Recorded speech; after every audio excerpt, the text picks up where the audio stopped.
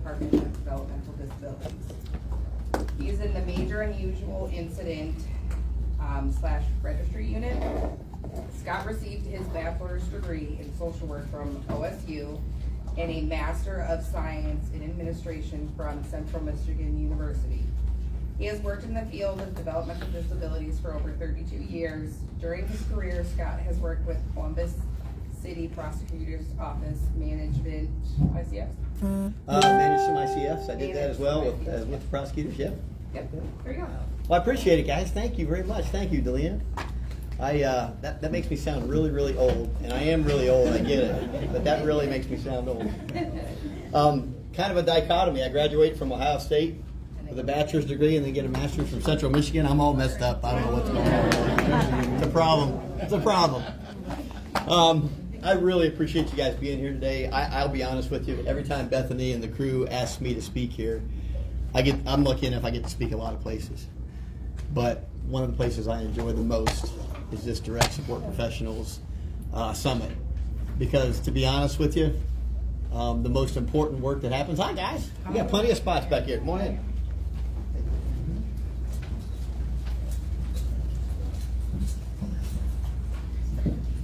Take time. You're good.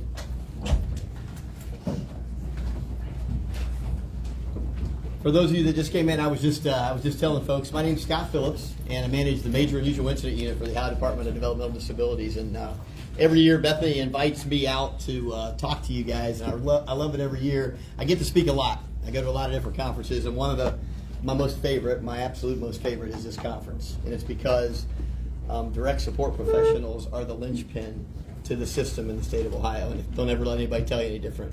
The work that you do every single day makes a difference in the lives of individuals and families, and makes a difference in protecting people with intellectual and developmental disabilities, which is the work that I focus on every day. So I thank you for the work that you do. I thank you on behalf of the director. I thank you on behalf of the department, and certainly thank you on behalf of myself, because I started out back in 1989, fresh out of Ohio State University as a direct support professional at someplace you guys may have heard about, the Columbus Developmental Center. Anybody heard about Columbus Developmental Center? Okay, there you go. So I started there as a TPW. I worked my way and got to be a Q. Worked my way into a management position, and then eventually worked my way over to the MUI unit here at the department. But the work that you do, the lives that you change, it makes so much difference every single day. And I know you know it, but you need to hear it. You need to hear it every day. When we think about the pandemic and all the work that you guys did, when you think about the staffing crisis that's going on right now, and the double shifts you guys are working, and the extra time you're putting in, and all the things that's happening, it makes a difference. People care, and I'm here to thank you for that. So give yourself a hand of applause before we start. All right, now I'm going to talk to you about incident reporting, critical incident reporting, and it's something that probably is a challenge, but it's something that's really important. And I'm hoping by the time you leave today that you'll understand how important it is and the role that you play to make sure that it happens. Because I'll be honest with you, the folks that we support across the state of Ohio with intellectual and developmental disabilities can be some of the most vulnerable victims when it comes to people being taken advantage of. And unfortunately, in my office, I get to see a lot of. How many people know what an MUI is? I know you all do. You started here. How many people had their MUI training? You all got it. You know what I'm talking about. And I hate that it happens, but stuff happens sometimes, right? Stuff happens. And what I want to make sure you know is that the MUI process in the state of Ohio is a quality health and welfare improvement process. And I know sometimes maybe it doesn't seem like that, or you're not sure that it looks that way, but the whole point of reporting incidents is to find out what's happening to people and to try to keep it from happening again. That's it. It gets to be made a lot more than it is, but it's just reporting what's happening, because guess what? Stuff happens to everybody, right? My family, your family, things happen. Isn't it nice to have some resources and people in place that you can report, and people are going to be there to try to help? I mean, that's what the MUI process is all about. So we're going to talk, and I'm going to walk you through some pieces of it. There's a lot of words here. I'm not going to read them. What it really says is that protecting the health and welfare of folks we care about is everybody's job. Everybody in this room, providers, families, county boards, everybody has a role, and we all need to work together to make sure it happens. And I'll tell you this too. I'm lucky enough to get to be a part of a group called NASDS, which is a National Association on Developmental Disabilities. And Ohio has one of the best, this is true, one of the best critical incident reporting systems in the nation. We get calls from all kinds of states. I just got done working with Kentucky. We talked with Michigan. I helped them anyway, even though I didn't know if I wanted to. We helped them out, but we've got a really good system, and it's because of the work you do that allows us to do it. Be proud of what you do, the person you are, and the difference you make every day. Because you don't get to hear it enough. You don't get to hear it enough. You're going to hear it from me time and time again because the work you do makes so much difference. Why are you guys here? Why are you a DSP? Somebody help me. Why did you decide to pick this line of work? Because I don't trust anybody else to take care of my son. There you go. I think that's a great reason to do it. That's a great reason to do it. Why else? You want to help people. Sure. Other reasons. Yeah. I was doing the job anyways, even though I had help coming in. So why not me get paid instead of them? There you go. Makes sense. The bottom line is everything that you said, no matter what it is, it's because you care about people and you want to help people. And that's the kind of people we need, and that's why we're glad you're in this room today. But my guess too is, and to speak to your point specifically, we all need to be there to help people we care about, right? Whether you're a mom, whether you're a dad, whether you're a brother, whether you're a sister, whether you're a direct support professional who has no relationship with the person you're working with, you're accountable and responsible, because if not you, then who? And think about that every day when you're with those folks. Well, you got to take care of yourself too. I know sometimes, we always hear about the work that you're doing and the follow-up that you're doing, and you're caring for people and you're always helping people. But what are you doing to help yourself too? Because to be the best caregiver you can be, you better take care of yourself too, right? Yeah. If you're going to be a good DSP, and I don't care what role in DSP you are, you got to take care of yourself. So please make sure you remember to do that. Try to get to sleep if you can. Try to be healthy. Try to take care of yourself. Try to do those things to take care of you so that you can take care of people the way you need to. I'm going to get into some of the details of the stuff that's going to be hard to talk about. Abuse and neglect happens to the people we care about every day. And I know probably everybody in this room would be so upset to hear about what happens, but it happens, and it happens every day. And our office gets involved, and the county board office gets involved, and investigative agents across the state get involved. And we're going to talk about making sure that you can identify signs and symptoms. When is it happening? How is it happening? How are we going to report it? Because if this group, the direct support professional group, doesn't speak up for people, what's the chances of them, in a lot of cases, being able to speak up for themselves? Now, people like Nick, we don't have to worry about people like Nick. Nick's going to speak up for himself, and he's going to tell people. But is everybody we care for like Nick? No. Not everybody, right? Some people need us to be there, need to be support, need us to have our eyes open, our ears open, being able to help people walk through what needs to take place. And I mentioned it's a quality health and welfare improvement process. This kind of walks you through. You guys know this. You got an incident that happens, whether it's a UI or an MUI. You guys see it. You document it. You write it up. We take immediate actions to protect people, right? Whatever they need. If they need to go to the hospital, if we have an abuse allegation, we need to separate people, whatever that is. We do that for the immediate actions. We initiate an investigation. We look into what happened. That's all that means. What happened? And the whole point of trying to figure out what happened is because we want to put in causes and contributing factors, figure out what happened so that the prevention plan is going to make sense. We're going to prevent it from happening to somebody else. That's a quality health and welfare improvement process loop. That's what we're after.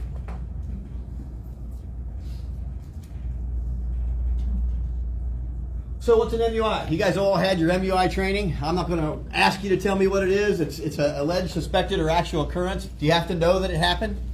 You don't have to know that it happened. If you heard, if you're concerned, if somebody shared something with you, and we have reason to believe that that incident occurred. And we're going to talk about a lot of the different categories of MUIs today so you can really be clear about them. There's 19. Can you imagine?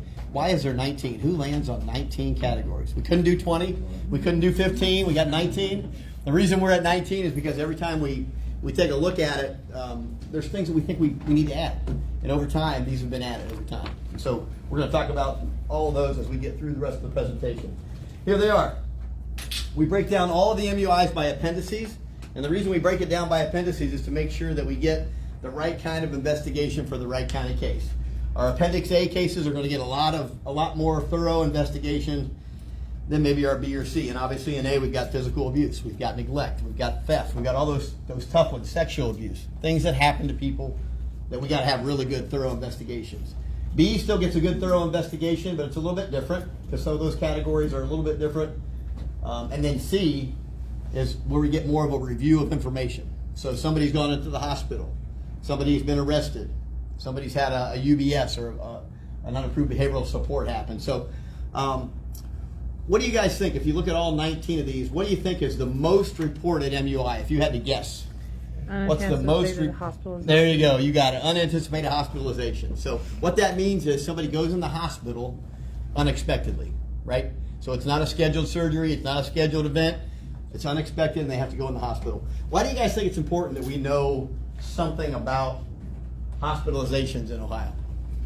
Why would we want to know? Why would the department need to know, or why would you guys need to report So you unanticipated guys can hospitalizations? do a nix and stop our pay. So we can what? Do a nix and stop our pay.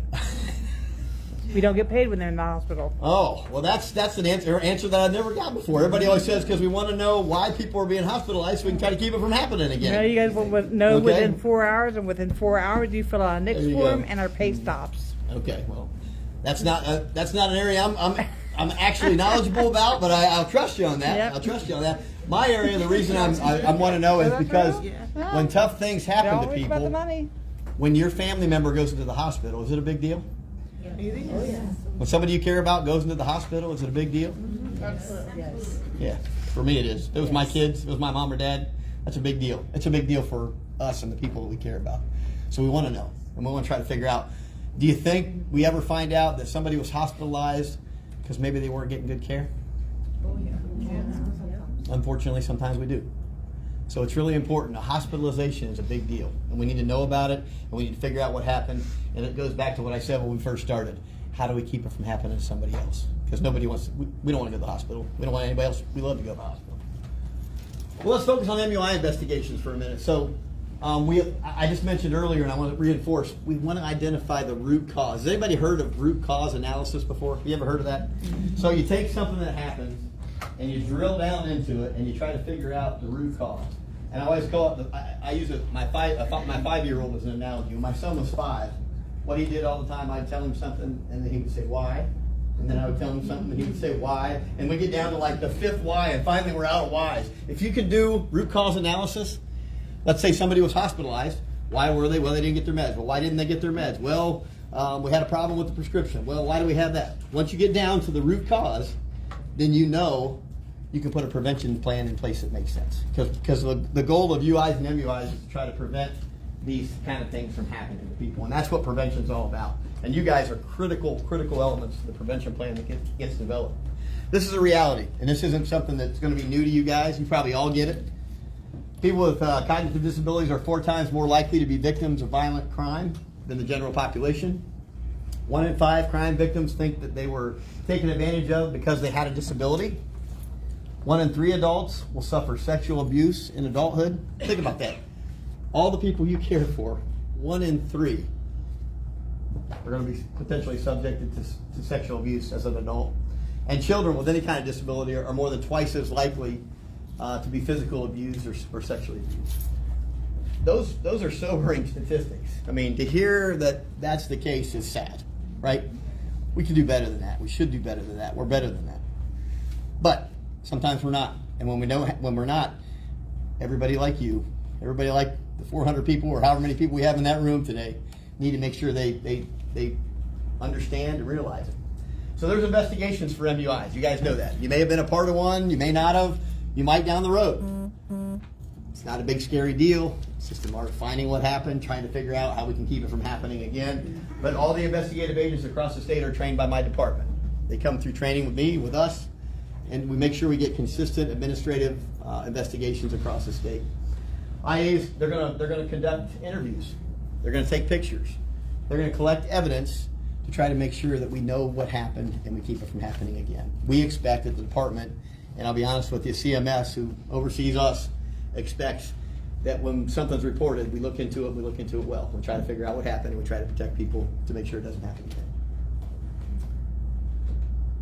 So I'm not going to be able to do this since we only have an hour today, but there's a learning opportunity. It's on the department's website under My Learning. Some of you might be familiar, maybe you've even been there before. Sarah Deesh, who used to be an investigative agent supervisor, did a training session with some folks on what to expect about an MUI investigation. It's kind of a cool thing. If you haven't ever been a part of one and you want to kind of know what it's like, you can go to the My Learning, you can click on this link, and you can kind of take a look and find out a little bit more. It's interesting.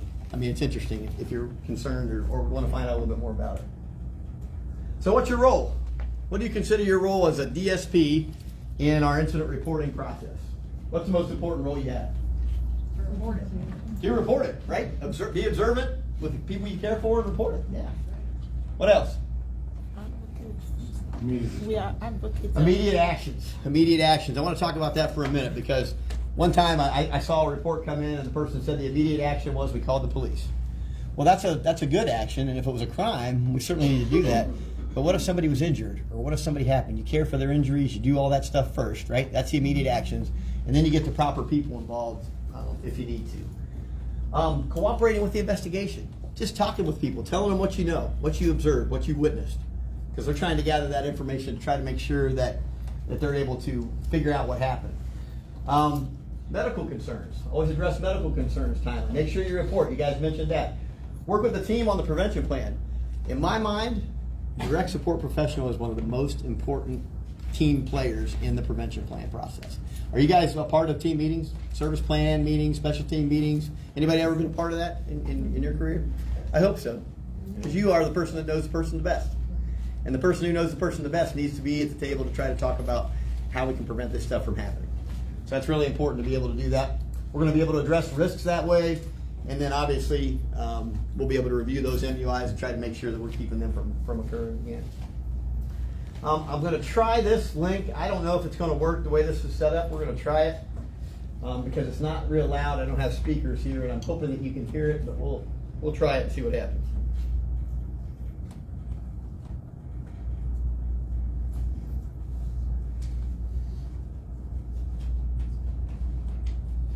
Trying to do something. We'll see.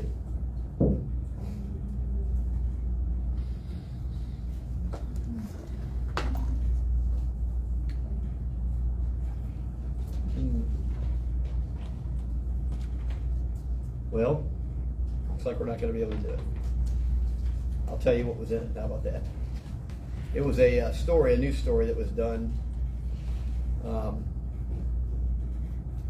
And it talked about abuse. And there was, to be honest, there's some graphic kind of camera footage of folks working with individuals and they're being physically abusive. And it's hard to watch. It's hard to watch. And the only reason I like to share it with you is because I think sometimes we don't realize what can and does happen to people. And until you see it right here in the room and you see exactly what's happening, sometimes you may not know. And so when we talk about physical abuse and we talk about neglect and we talk about those other things that we need to do a better job of stopping and not happening. That's what we want to do. So I want to talk a little bit about reasons why people don't report. And maybe you guys can help me. Maybe there's some things that you can think about in your career where you saw something and maybe you didn't report, and maybe you want to share what were some concerns. But here's some of them. Sometimes there's no other witnesses, and so people think I'm not going to be believed, so I don't report anything. Sometimes, staff are working together and they like one another and they don't want to rat out somebody that they're working with on something that they did. That's legit. Sometimes the folks that now I'll ask you this, sometimes folks that we care for don't always tell the truth sometimes, right? So sometimes someone might get mad at you. Now I'll just use my family for example. My daughter might get mad at me because I didn't give her the money she wanted for that cup of coffee that Starbucks that she doesn't need for $5. When I can give her $1, she can go to McDonald's and get a cup of coffee. She might get mad at me, and she might say I'm the worst dad ever, right? You know how it goes. And she might say something that's not true, and that happens. That happens sometimes. But sometimes they don't tell the truth. But here's the worst part that can happen: assuming that someone's not telling the truth is the worst thing you can do, because the one time somebody tells the truth and you don't believe them, and you don't take action, and you don't follow up, we leave them in harm's way, and we don't want that, right? Nobody wants that. So we're doing our level best to try to make sure that we follow up. Again, some reasons why people may not report. Everyone knows how that staff acts. Anybody heard that? Been a part of somebody who I just am loud. I just am, I've heard it all. I'm just loud. That's just the way I act. It doesn't matter. That doesn't give you the ability to take advantage of somebody or physically abuse or neglect somebody. I'm afraid for my own safety. This is something we've heard from people too. Being afraid for your own safety to report. That's scary, right? If you're afraid for your own safety and you wouldn't report, yet we're leaving people that we care about in the care of those people, that's really scary to me. You know, we've got to do a good job. You know, you guys, when you got your training in MUI, I'm sure you were talked about that you were a mandatory reporter. All of us are, everybody in this room. And you don't have a choice. I mean, if somebody's being mistreated, we got to report it, because if we don't, it's not going to change. Everyone will hate me. What's the point? Management never does anything about it anyway. I didn't witness it, so I can't report it. The individual said something, and I don't think it could have happened. So all these are reasons why. Reasons why. Anybody have any others? Anything that we didn't get on the list? Something that might be a reason why? What is it? Procrastination. Procrastination. You get busy and you forget about it, and then you don't report? Okay, that's fair. Risks don't get addressed. What's that? The risks don't get addressed by Risks. the county board. Risks don't get addressed by the county board? Fair? Yeah. I didn't know the behavior. There was a situation where I was in the community with somebody, and I didn't know the individual or the staff person that was with them. I didn't know the behavior plan, and the person didn't call them a name. They didn't. But to me, I got like a really sick feeling in my stomach with the way they were being treated. And we were in a public place, and they weren't letting them order food.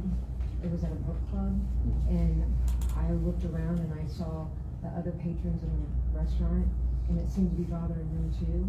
And I was just like, I just felt very uncomfortable, and it bothered me.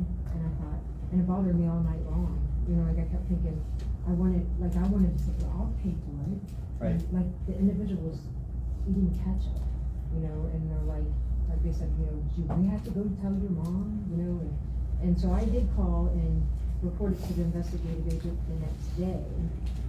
And I don't ever know what happened in that situation, like why they didn't, but like they weren't letting the individual eat in the restaurant, you know, and the way that she talked to her, and like she was gonna make her leave, and that's what I thought. After that, I thought, if it makes me, I felt like I was witnessing something bad, even though she never called her name. She just didn't she didn't let her order. And you don't know the outcomes. You never know what's going to happen. Gotcha. Yeah, and then that's the thing with reporting like that. I mean, unless you're involved, you know, then you're going to know what happened. But if you're just reporting you it, don't know the then your follow-up. job is to make sure somebody knows, right? And know and trust that we have a good system in place that's going to either be a UI or an MUI. It's going to get looked Yeah, into. and it didn't, and it wasn't like, Susan, she never hit her, it was like it seemed, it seemed Yeah. wrong. Yeah. No, And it made me feel sick to my stomach to witness it, and Yeah. other people had the same look on their face that I felt like I was feeling. And I think you have to worry about if that happens in the public in front of people, then what might happen when someone else isn't around. So it's important to make sure that those things get reported so you can follow up, right? Anything else that we missed on there? Retaliation. Retaliation? Yeah, I have a friend that reported something at a day program. The next day they kicked her child out of the day program. And if I know that happened, am I going to report something and get my child kicked out? Maybe not, maybe. No, that's a good point. That's a good point. A lot of people think reporting a UI is bad. That it looks bad on even the consumer if you keep having UIs. Yeah, But and really, that's the it's thing that not. I hope you. Yeah, I was gonna say, and I know I can tell from your tone. That's the thing we got to change about it. That's not what the system's about. It's been turned into that over time. Maybe because people didn't handle things the way they should. The point of reporting is to make sure that people are healthy and well and protected, just like you want to have happen to your family. That's the point. Then we can go back and try to fix. Exactly, because if you don't report it and look into it, it never gets addressed. Yes. And I think a lot of people do not realize that when you do not report these things, like it's actually a red flag because, things happen, to people every day. So if you're too perfect, then it's like, okay, is this real? Is this, yeah. You know what? I can't even tell you how right you are, because you know what? When I look at MUIs across the state, every county, all 88 counties, right? Then I drill down in by provider. You know the providers in counties that worry me? They're not the ones that have numbers. Yep. The ones that nothing ever happens. That worries me because I know it's not true. We know it's not true. Reporting's not a bad thing, and the system is there to help try to make sure we keep that from happening to somebody else. You guys got to help send that message, because too many people think exactly what you said. It's a bad thing to report, and it's truly not. It's truly not. All right, I got to get my phone here because I get Gabby, And are you guys gonna keep me posted? Because you know what happens to me. I start talking, and next thing you know, hey Scott, you're way over time, and these guys got lunch and everything else, and we'll make sure. All right. So some things to consider for you. Start by believing the person. I know sometimes people don't tell the truth, and I know sometimes people get angry, but a lot of times, especially if there's an injury or there's something going on, people can tell you what happened. Your job is to try to make sure that people are safe in your report if you don't think it's happening. If you're afraid, just think how the other person is. They're there with them 24/7. If you're afraid for your shift to be with that person, imagine what it would be like to be there every day. You don't have to believe or witness something to report it. I hear this all the time. I didn't see it, so I didn't report it. If someone says to you, I was physically abused, that's enough to tell somebody. You don't have to see it. If somebody tells you that, you can share it. We went through all the statistics, right? Chances are the persons you care for have been abused at least once in their life, and probably more. And guess what? All of us have suffered trauma, and how we support our persons that we care for can make a difference. And I started at the beginning saying, take care of you. That's that trauma-informed care perspective. Take care of you, but take care of the people you care for too, because if you do both of those things, you're going to be on your way to providing some good quality care. These are signs of abuse, and it's not an exhaustive list. I'm just going to draw out a couple. Individuals withdraw from previously enjoyable activities. I had a guy, a good friend of mine that I cared for a while, and he played basketball. It was his passion. And to be honest with you, really, really good basketball player.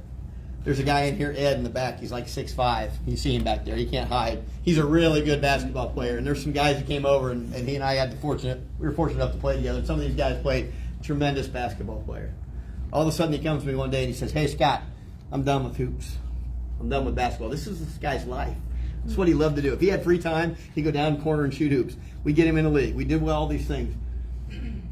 I said, what do you mean? We'll call him John. What do you mean, John? He goes, I'm just done. I've just had it. I'm done with it. He wouldn't tell me. I was close to him. He wouldn't say anything to me. I called his mom. He talked to his mom every day. I said, what's going on? John doesn't want to play ball anymore. What's happening? She goes, I don't know. He's completely cutting it off. 2 weeks go by. He doesn't tell anybody. Nothing else happens. He comes to me. He said, Scott, I got to talk to you. You know that last Special Olympics tournament we went to a month ago? I was in the locker room. Some guy came in there and grabbed me by the privates when I was in the withdrawing from something he previously enjoyed. That's a red flag, right?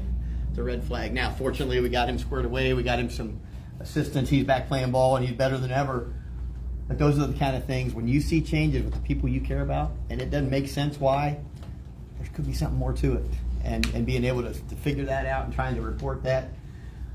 Dressing in layers of clothing. This is one I'll call out. Dressing in layers of clothing. Why should that be a red flag for you? Somebody's all of a sudden coming in with 3 sweatshirts on. Trying to cover up something. Trying to protect themselves. Why? Getting hit, maybe. What? Abuse. Yeah. Had a serious case where this woman was being sexually assaulted, and if the more shirts she put on, the longer it took for somebody to get to her. Yeah. And it came up all of a sudden. Things that might seem just innocuous to you, and you're like, what is going on? I just don't get this. Think about it. Think it through, because sometimes there's more to it. And then obviously there's those things that hit you in the face, bruising, scratches, cuts, all those kinds of things. How about knowledge about sex when you've worked with them for a while and they've never talked about it before, but all of a sudden now sex is on their mind constantly and they want to talk about it. Is that a red flag? Mm-hmm. Absolutely, that's a red flag. So these are just some things, and I'm telling you this, as I told you earlier, you know the people you care about the best. You know them better than anybody. You're the ones that can share that information and make sure that happens. So what can you do if you suspect abuse? We talked about some immediate actions earlier, but let's get a little more detail. So get the person that medical help they need, that emotional help, that financial help, depending on what you're reporting right away. That's important. Try to help the person feel safe and not set judgments. Set your own judgments aside. Do our folks sometimes make bad decisions that we care for? Don't we all? Do you guys sometimes make bad decisions? I do. Just ask Mrs. Phillips. She'll give you a big long laundry list of bad decisions I'm making all the time, right? We do. But our goal and our role and what you're here for is to try to help people through it. Because what did you do when you made a bad decision? You had somebody help you get through it? get over it, move on, right? That's what we're here to do. Asking questions when something happens, sometimes you might not even think about this. If somebody got abused or made an abuse allegation, you went up to them and you started talking to them and you said, why didn't you call me? I'm right next door. You got my phone. Why didn't you call me? How does that make the person that's reporting that allegation feel? I feel you're putting blame. Placing blame. We do it, and sometimes people that care. I did it when I first started because I didn't know any better. Why didn't you let me know? I'd have helped you. I made her feel bad. So instead, maybe ask, hey, were you able to call somebody? Were you able to get a hold of somebody? All of a sudden, now I feel okay about it. Sometimes the words you use make all the difference in the world to somebody when it comes to that next opportunity to report. Emotionally being supportive, being there for the victim, and remember, it's not just hands-on stuff, but sometimes it's emotional stuff, and being able to make sure you refer somebody to some counseling or get them some help if they need that as well. Check your self-battery. Where are you guys at? I see you all in here today. I want to know, where are you at? Are you empty? Are you feeling great and fully charged? Where are you at? What I want to know. I'm here to tell you that if you're going to be the best DSP you can be, you need to be right here. I'm also here to tell you, I know that doesn't happen. I have 2 kids. They're the best kids in the world. I'm lucky. I'm one of the luckiest guys ever. But on my best day, I can handle issues with them no problem. If I'm up all night and I haven't slept and I get up in the morning and my daughter wants to start first thing in the morning with things that aren't a big deal and she's making them a big deal, I'm probably not going to do my best work, right? That's just the facts. Almost every single abuse allegation that we have happen in the state of Ohio starts with a power struggle. So I'm going to give you an example, and I want to see what you guys think about it. So this guy loves dill pickles. His favorite food in the world, dill pickles. He's an old guy. He's like me, older, crotchety, set in his ways, right? He loves dill pickles. Well, the other 3 people that live in the house wanted to do a spaghetti dinner. And they went out and got the spaghetti and the meatballs and the sauce and the garlic bread, and they put it all together, and we'll call him Charlie. And they said, Charlie, spaghetti dinner's ready. Let's come. Let's sit down. We're going to have a good meal. And Charlie said, I don't want that crap. Give me my pickles. That's all I want. She said, Charlie, we spent a lot of time, we shopped, everybody pitched in, we're going to sit down and have a nice spaghetti dinner tonight. He said, what did I tell you? Get out of my way, give me my pickles. He goes to the refrigerator to get the pickles. On the way, she steps in between him. She said, Charlie, what did I say? We just made spaghetti and meatballs and we're going to sit down and have it. He said no, and he pushes her out of the way. He goes, he opens the fridge, he takes out the jar of pickles, he's on his way to the table, he's opening up the top, she goes to grab the pickles from him, he's trying to get it, it falls on the floor, breaks wide open, pickles and glass everywhere on the floor. Charlie loses his mind, starts screaming and yelling, starts to punch her, she starts to punch him back, and now we got a physical abuse allegation. Now, I went a long way to walk through that story to tell you about power and control. Would there have been a problem for him to take his pickles and sit down and eat his pickles for dinner? Now, I get it. People worked hard. There was a lot of work went into it. But our people don't always make good decisions. And we're not there to make sure they always have to make good decisions. But we are there to support them and let them to try to protect them. So I almost if I had a nickel, yes, I'm sure you're going to laugh. If I had a nickel for every pop, every cigarette, that was the actual true root cause for a physical abuse allegation, I'd be a rich man. It starts with, I want one more cigarette. It's not time for a cigarette yet. What do you mean it's not time for a cigarette yet? I want a cigarette, damn. And here we go. Or soda pop, or whatever it is. So it's important. I say this to you guys to tell you, think about, as a direct support professional, I know there's a lot of responsibility you have. You do. And it's to protect people. But it's also try to make people have lives that are worth living. And have lives that are worth living. You can make some of your own decision as long as it's not going to put you at immediate risk. Think strongly about, can he not have this pickle? Does he have to sit down and eat with us, or is it okay? And I think most of the people that you work with would support you in those decisions if you're really trying to help people to empower them to make those decisions, even with sometimes maybe they're not the best, right? All right, check your battery. Try to get to all green, will you? Work your best. Reporting responsibilities, you know this. Quick reporting, 4 hours for certain reports. These are the ones. These are serious. Physical abuse, sexual abuse, exploitation, misappropriation, peer-to-peer. How you doing, guy? Come on in. Get your spot. I'm sure there's still some spots back here.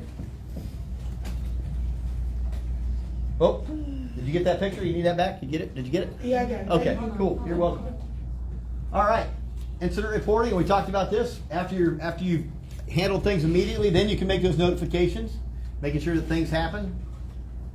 When you guys do a report, you gotta help me with this. When you fill out your unusual incident report, do you take your time and do you really think it through, or is it, as somebody else mentioned earlier, it's kind of a rush and we're trying to get through and get it done? Take my time. Take your time. I'm glad to hear someone else say take your time, because I know it's hard, and I know you don't always get the time right after it happens to sit down and do it, because you're right now caring for people, right? So you can't always do it right away. I'm asking you this: when you have the time to do it, try to do the best you can to fill out what happened, because that's going to kick off the investigation when someone looks into it. And if you do a good job of explaining what happened and talking about what was going on, it's going to be a lot better investigation than it would be if you didn't. And I'll just give you an example. How about this incident report? Scott hit Ed. Scott hit Ed. What does that tell you? Nothing. 0. It tells you Scott's crazy because Ed's 6'5" and Scott's 5'9", and that's a bad thing that Scott shouldn't be doing. That's what that tells you. But what it means is we've got to do better. Scott hit Ed because Ed took Scott's basketball and was making fun of him, and now all of a sudden how we prevent it, it becomes clear, right? We know why it happened. We know how it happened. We can talk to Ed. We can talk to Scott. We can try to keep it from happening again. That's why you report. Not to try to get stuff down on a form as fast as you can. It says nothing and turn it in. And then, I'll tell you this. 1 second, I got you. So when my second job, I was a Q. Is there anybody that's heard of a QMRP or a QIDP? It's kind of a management position. Okay. So I get these UIs, and they come in, and I'm responsible for the prevention plan, right? As the manager person, I look at what you wrote up. I try to come up with what we're going to try to do and keep it from happening again. And one of the things I used to write, I thought I was so clever. I was so silly back then. You know what I used to write on those things? We will continue to monitor. Yes. I thought I was a genius. I'm like, I got it off my desk. I'm moving it on to somebody else, right? And we're going to continue to monitor. What does that mean we're going to do? Nothing. I'm going to go in my office, sit down, and hope it never happens again. Right? No. So good reports lead to good preventions, lead to good outcomes for the people we care about, right? And that's what you guys want. Don't you want to care for the people that are as happy and as successful as they can be? You don't want to care for people that are grumpy and in bad shape all the time. So it's important. We got to do it. We got to do it. This was, and again, I don't have time to show it for you, but this is DSP Cassandra, who helped us out. She did a great job. I don't know if you see her or know her, but if you do, she's wonderful. Just talked about how important it was to report incidents and what makes the most sense for a DSP. Why is it so important? And again, this will be it. You guys, I'm understanding that they get access to the presentation afterwards online, right? You guys are posting them on YouTube, I think. Yeah. So you'll have access to this. If not, let one of us know. We'll make sure you get it. But it's good information. So I want to talk a little bit about trends, and I know where am I at? Okay.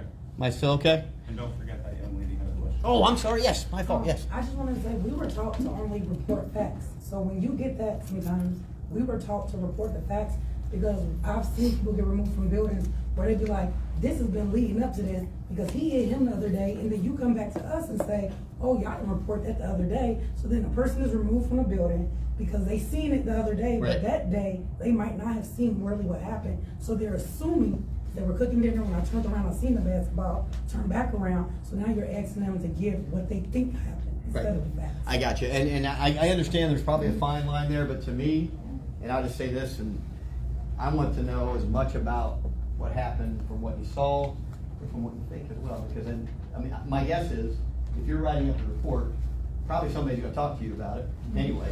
And then you're going to be able to also say, hey, and by the way, I think I know why that basketball issue happened. This is what I think happened. So that the prevention plan makes sense. But writing only the facts can be a real cold, sterile report. We want to know what happened. I want to know what happened, who was there, who was involved, what took place. I know it takes a little more time to write up, and I know you guys' time is a premium, and I completely get it. But we're talking about people's health and safety here. We're not talking about a dining program or something else that you're documenting or other things that I know you guys are doing. We're talking about people's health and welfare. So try to take some time. So as DSP, who advocates for us if we need to go above our company to find out? Because sometimes the company be like, oh, MUI wants us to run everything through us, and we're hearing from the company, well, now you need to be removed from this building, go to a different building. Who advocates on the outside where we can really get the true story of what you guys really wanted to happen? Well, there are hotlines at a county board level, there are hotlines at the department level. If you feel like you work for an entity and people aren't really caring about people's safety and people aren't really trying to follow up and do the right thing, you call and you make a report. And then there's a compliance review of that provider, of that county board, of that developmental center. Again, just to try to make sure people are doing the right thing. I mean, that's the key here. You know, I can imagine, I can sympathize with, hey, give me good facts, I get that, but also let me know what happened. And facts and what happened are sometimes two different things. You might have to include a little both, right, to get the best report. Chances are, if you're the DSP working in there all the time, you know more about what happened other than just that day. Exactly. So, You heard me say earlier. Yeah. Being a part of the team meetings, you know, a lot of times incident reports result in special team meetings. Hopefully people that are a part of whatever happened can be there to try to share information, get that information shared and pushed on. I mean, I think that makes total sense. I wanted to give you, I'm kind of a data as I got older, I think it happens sometimes. I got to be kind of a data nerd, and we got a lot of data at the department. So everything that gets reported, you guys know this, every MUI that gets filed is one that I have on file in our system. We average 20,000 MUIs a year. Those 19 categories we talked about, 20,000 MUI reports a year. Has that gone up? Did it slow down during COVID? It slowed down during COVID, and I will be the first to submit that I don't think fewer things were happening. I think we weren't reporting because everybody was focused on just keeping people safe, and we weren't reporting as well as we should. Our reporting has bounced back, and I think we're where we need to be now in terms of incident reporting. You really don't think it slowed down just because people weren't going places? Well, I think that could be part of it too. That could be part of it too, but they also, a lot of categories increased because now people couldn't go places. People couldn't do the things they wanted to do, and now we're having a lot more incidents because people didn't understand why. I didn't. I had a hard time. I couldn't do what I wanted to do, and I didn't quite understand it. Imagine, you're receiving supports, and now everything you've done for your whole life, now you can't do anymore. That was crazy. So you're right. I think it's a combination of both. But I wanted to give you, and we're going to give you a little bit of detail on these. I may not make it through all of them, but neglect, for example. So MUI for neglect. In 2023, we had 1,835 allegations. 1,102 of those substantiated. So that gives us a 60% substantiation rate, right? Of the ones that were reported, 60% were substantiated. And then this is really interesting. This gives you who was the persons involved in the neglect. So you take a look. Family, 14% of the time. Guardians, 4% of the time. Others, those are identified as neighbors and friends of people, 7% of the time. Paid supports, 57% of the time. But the caveat here is, look at the definition. Failing to provide this information when you have a duty. And who has the duty? The paid direct support professional has the duty to protect somebody, right? And so that's why it's kind of not, it's explainable that there would be a bigger number of paid supports in that neglect arena. Now, when you think about neglect, you don't have to have harm come to somebody to have a neglect allegation. There can be a risk of harm, right? And so we all know if there's a risk, a lot of times people could be at serious risk, supervision levels. If we're not able to see somebody and they're out in the road now, that's serious risk, right? So there's a lot of reasons why. I think it's important, though, to see that we have data to help you know that the investigations, the information that you report is taken seriously, it's investigated, and there's long-term effects both through the county board and through the department to try to make sure that we do the right thing by folks. And I'll give you another example here. I think I have another. So we break neglect down by supervision and treatment. So supervision is 67% of the time, keeping eyes on people, and treatment is 33% of the time. Does that surprise you at all? And let me ask you this, because I know the answer, but I'm going to ask you. Is it sometimes hard for you guys in the work that you're doing to maintain that supervision that's required through the service plan, or is it easy? Oh, no, it's hard. It's hard. Especially It's hard. when there's more than one individual. And sometimes, I'll just tell you. The plan doesn't really coincide, because the individuals are always going to push for more independence, Sure. which is good in a lot of ways, but sometimes it puts us in an awkward position. Exactly. And sometimes it's hard to really assess when is someone safe and when is someone not. It's hard because different environments you might need different supervision, right? In my home, my supervision might be way different than in the community out at the park or at the mall.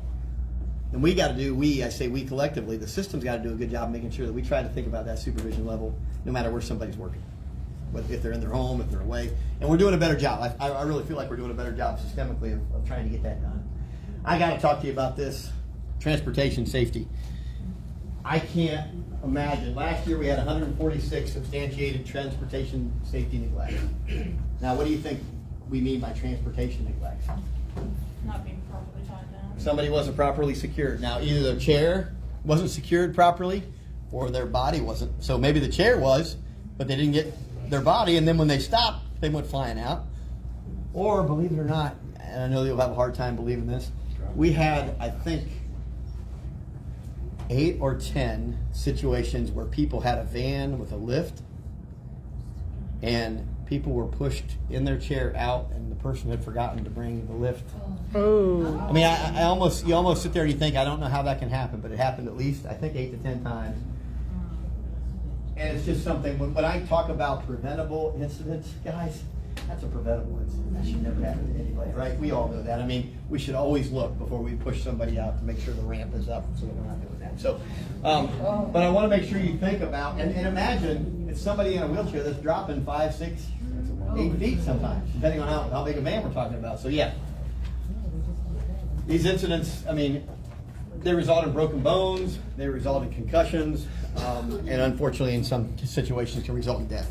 So it's also important for us to remember transportation is not just getting from A to B, it's getting from A to B safely and doing the things you need to do to try to make sure people are safe and can do that.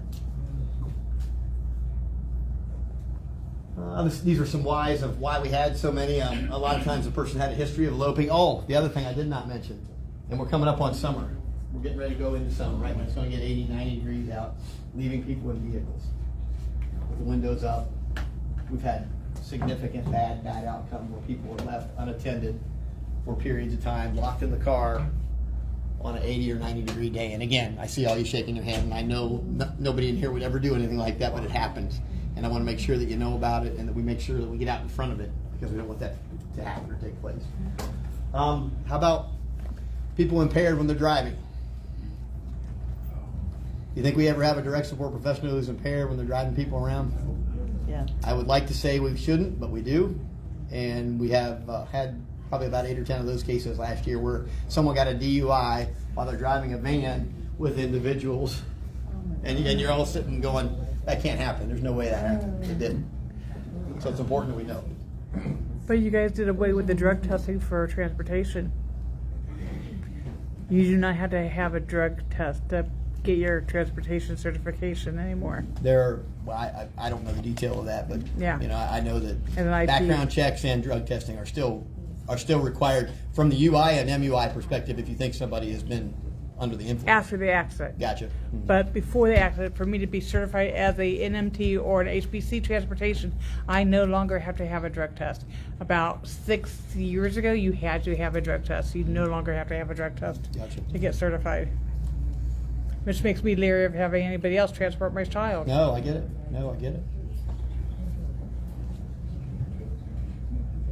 Any other transportation issues you guys can think of while we're on the topic?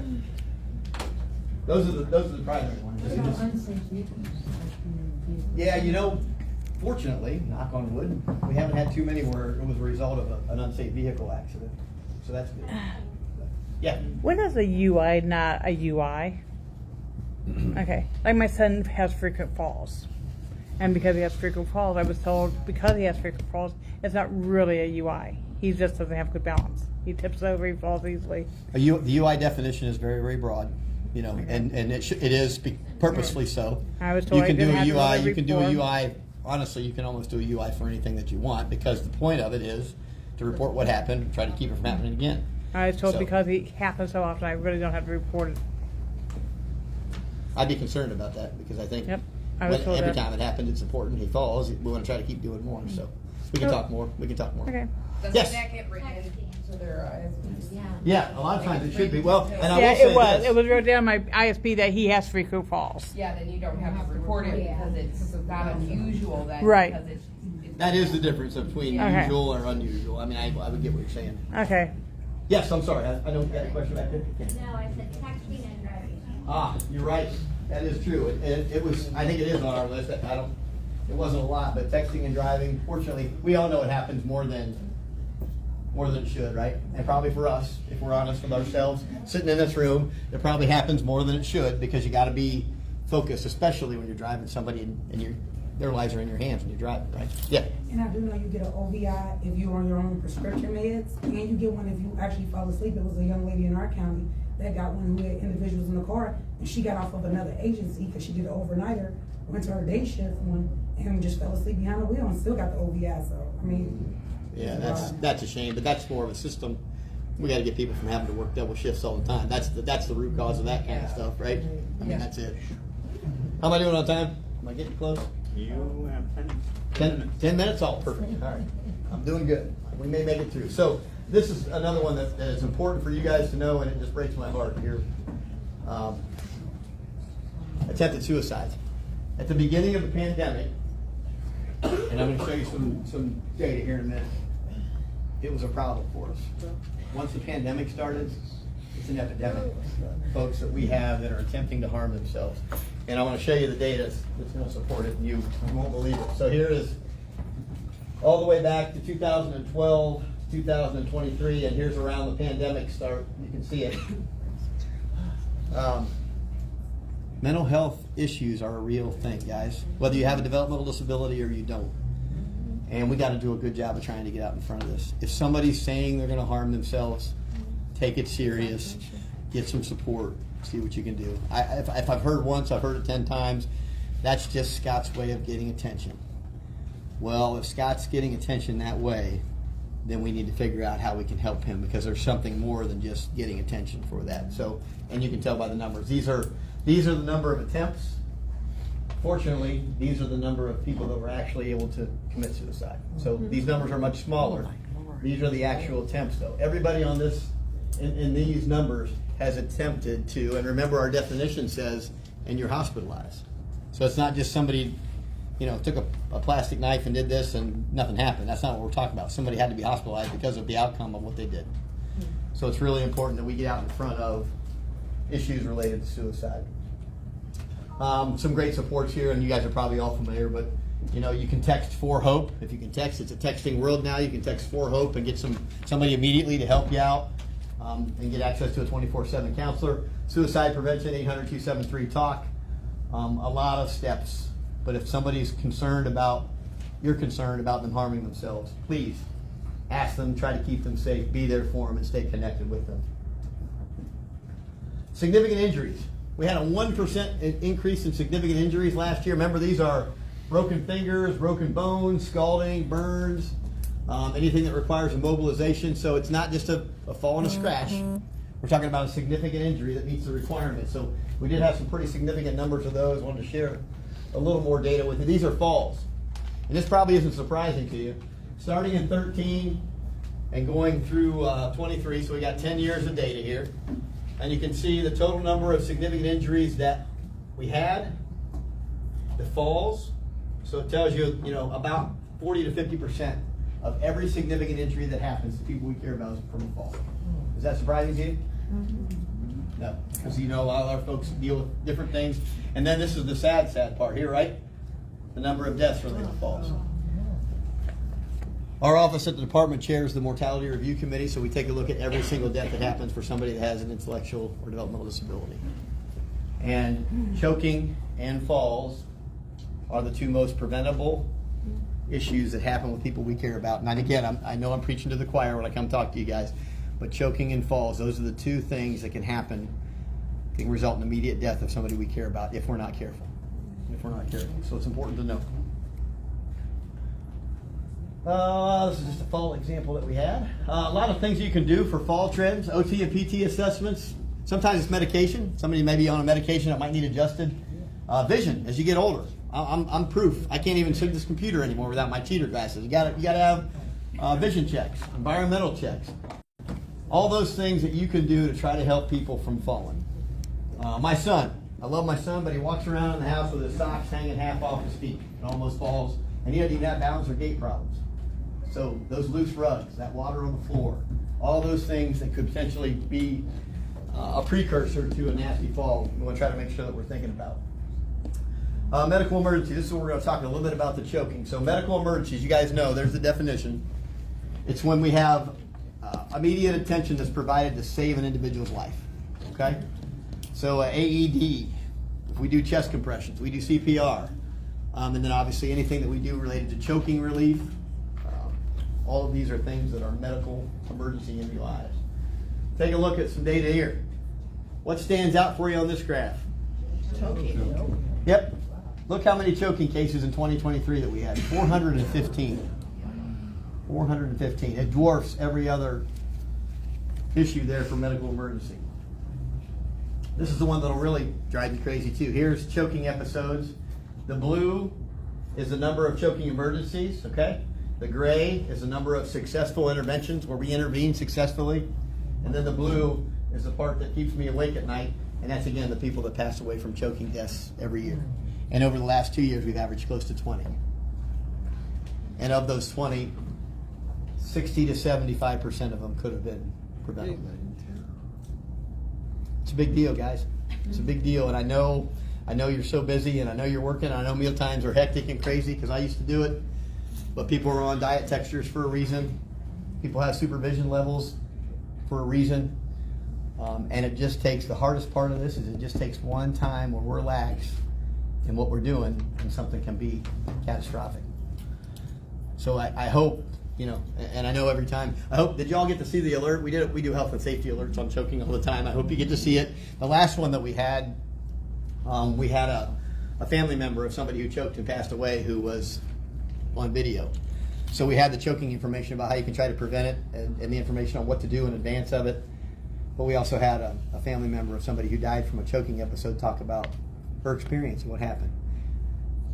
I had more than a few people say to me, Scott, when I saw that alert and I saw that sister's information that she shared, the next meal was different for me.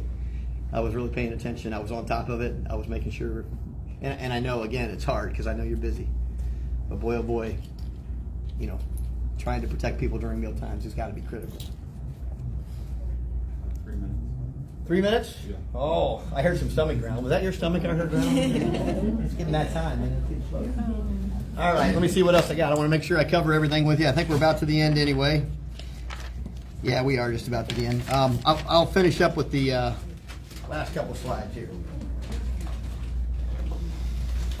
Prevention is key. We talked about it today. Root cause analysis, making sure you report, looking into what had happened, how it happened, why it happened, getting the team involved, making sure it's included in the plan, and then communicating that. One thing I didn't tell you was we had a woman, I have time here, she got a brand new job at a new business. She was so excited. She was so excited. On the first day of her new job, she went to lunch. All the folks at the new job said, we're taking her out to lunch. And they went out to lunch, and they were having a good lunch, and all of a sudden she started choking at lunch. And come to find out that she was on a special diet texture, and it didn't get shared with the new employer. Can you imagine this? I mean, all the stuff you probably talked about in her getting that job, but they didn't know. So they had given her a sandwich when she shouldn't have had a sandwich, and she didn't want to say anything because she didn't want to point that out in front of everybody. She had her new job, so she just tried to eat it. And the next thing you know, she chokes. Unfortunately, she was okay, but I say that because it gets to communication. When we're doing things and we're changing things, we got to communicate and make sure that you do that because people are home, they're at work, they're at family members' houses, they're everywhere, and they're doing it. All right, the last thing. How many people are familiar with the abuser registry? How many people here are on the abuser registry? Now watch it. Now watch it. The reason I tell you this is I wanted to let you know this has been in place since about 2000, and we have currently this is out at the end of March, 1,365 people. It's put in place to make sure we protect our folks. That's why people that are on the registry are on the registry for a good reason. There is due process. Nobody gets put on the registry for no reason. So they're on the abuser registry, and there's times when a crime has been committed. You guys will know this. A crime has been committed. The police look into it and can't. They can't substantiate it. To substantiate an MUI, you need a preponderance of the evidence. And I'm not an attorney, but I'm going to try. Preponderance is to substantiate an MUI.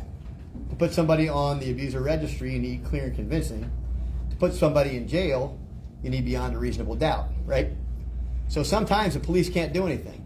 If we have a really good administrative investigation and it's a situation where somebody really took advantage of somebody, even though they couldn't be convicted of a crime, we're able to still process some of those cases on the abuser registry. So, yeah, you had a question? So is that why it takes a long time? Yeah, and the other reason it takes a long time is you cannot process the registry until the police investigation is done. Sometimes those takes years. You can't process somebody on the abuser registry until the union grievances are all done. Sometimes those can take years. Unfortunately, the good part is if we know that the person's been involved in a criminal act and we know they're working somewhere else, we're allowed to contact the department, can contact that provider and say, hey, so-and-so was involved in this. Please do what you need to do to protect the people that you care about, because there's this process and it takes time sometimes to go on. But I can tell you this too, because I manage the registry. Our timetables have turned around dramatically. We're getting people on way, way faster than we used to, and we're getting prosecutor buy-in, because sometimes the prosecutors, they got 100 cases. We're waiting on that one, right? We just want that one. So, but it's a good point. That's exactly why. Yeah. Is there a national registry? There is not a national registry, although it's been brought up. In fact, here's the bad part, right? Somebody could work in Ohio, down by the river, go on the registry in Ohio and drive across the river into West Virginia or Kentucky, and there's not. That's why I think there should be some kind. The problem is not all states have registries. A lot of them want them. A lot of them don't even have them now. We're lucky that we've got it. And so how can you do that if you don't even have a registry? I mean, that's Does it come up in the background check? Like, most of the people, I mean, background checks help, but what did I tell you earlier? Background checks are only gonna get the people that are criminally prosecuted. If you're not criminally prosecuted. So ours is not criminal. No, ours is a mix of criminally prosecuted, and you don't have to have criminal charges to be on a In registry. other words, you could be on that registry, change that. that criminally Yeah. prosecuted, and go over to Kentucky and get a job. Yeah. Wow. What are situations where people come off of that? So, oh yeah, real quick, before you go, you can't come off the registry. It's not a lifelong sentence, right? If you have taken action to try to show that you are rehabilitated or have improved, and you can do that. There is an opportunity. The only way we got the registry process is that, it couldn't be on for life. But I'll be honest with you, we've been doing this since 1999. I think we've taken off maybe 30 people over that. You can figure it out. That averages out to 1 or 2 a year. So it doesn't happen a lot, and you've got to show that you've really done something. You can't just say, hey, I went off the registry. You got to show what you've done to try to make sure that you're rehabilitated. So, hey, you guys go get lunch. Thank you so much for